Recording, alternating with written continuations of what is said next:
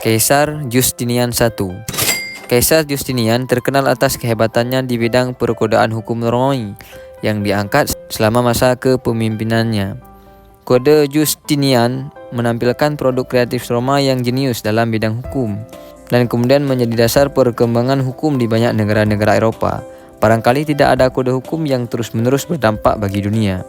Justinian lahir sekitar tahun 483 Masehi di Tauresium yang kini disebut Yugoslavia. Dia adalah kemenakan Justin I, seorang petani Stasian yang nyaris buta huruf dan kemudian berusaha keras dengan masuk tentara hingga menjadi penguasa kekaisaran Romawi Timur. Justinian, walaupun berasal dari keluarga petani, meraih pendidikan yang baik dan dengan bantuan pamannya mengalami kemajuan pesat.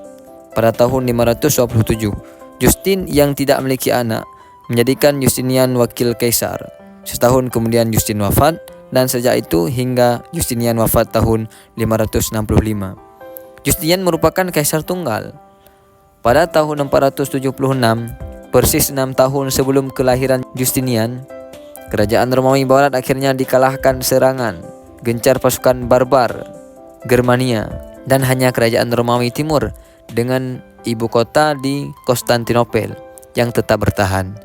Justinian terdorong untuk menaklukkan kembali tanah Romawi Barat yang hilang dan menyatukan kembali kerajaan Romawi, dan tenaganya selama menjabat kaisar akan diabadikan untuk kesatuan itu. Untuk proyek yang satu ini dia cukup berhasil karena dia berhasil meraih kembali Italia, Afrika Utara, dan sebahagian Spanyol dari bangsa barbar. Namun, posisi Justinian dalam daftar tidak terlalu tergantung pada prestasi militernya, melainkan perannya dalam perkodaan hukum Romawi.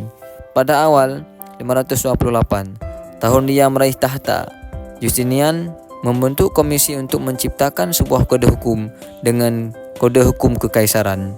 Karya mereka dipublikasikan pertama kali pada tahun 529. Lalu direvisi dan dijadikan undang-undang pada tahun 534. Pada saat yang sama, semua penetapan dan undang-undang gereja yang tidak termasuk dalam undang-undang pun dicabut. Codex menjadi pemaparan pertama dari Corpus Juris Civilis. Pemaparan kedua disebut Pandex atau Diges, yang merupakan rangkuman pandangan penulisan-penulisan hukum Romawi terkemuka. Tulisan itu juga otoratif pada bagian ketiga yang dinamakan Institutis. Pada dasarnya merupakan teks atau buku pengarang untuk mahasiswa hukum. Akhirnya hukum-hukum tersebut diteruskan oleh Justinian setelah adaptasi Codex dimasukkan dalam Novellae yang dipublikasikan oleh kematian Justinian.